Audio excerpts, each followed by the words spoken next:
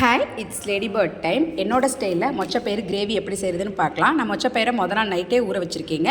நீங்கள் சின்ன வெங்காயம் கூட எடுத்துக்கலாம். நான் பெரிய வெங்காயம் சேர்த்துருக்கேன். தக்காளி, கொஞ்சம் பூண்டு, ஏன்னா மொச்சப்பயிறுங்கிறனால பூண்டு சேர்த்துக்கோங்க. சீரகம், மிளகு, இதை நல்லா ஃபைன் பேஸ்ட்டாக அரைச்சி எடுத்து வச்சுக்கோங்க.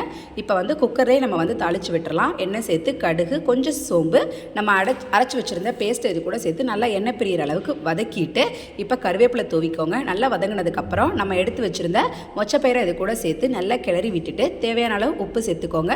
கொஞ்சம் குழம்பு மிளகாத்தூள், அப்புறம் மஞ்சத்தூள், கொஞ்சம் புளி நல்லா ஒரு கொட்டை மட்டும் புளி நல்லா கரைச்சி இது கூட சேர்த்திங்க அப்படின்னா புளிக்குழம்பு மாதிரியும் இருக்கும், நல்ல கிரேவி டேஸ்ட்டுக்கும் இருக்குங்க.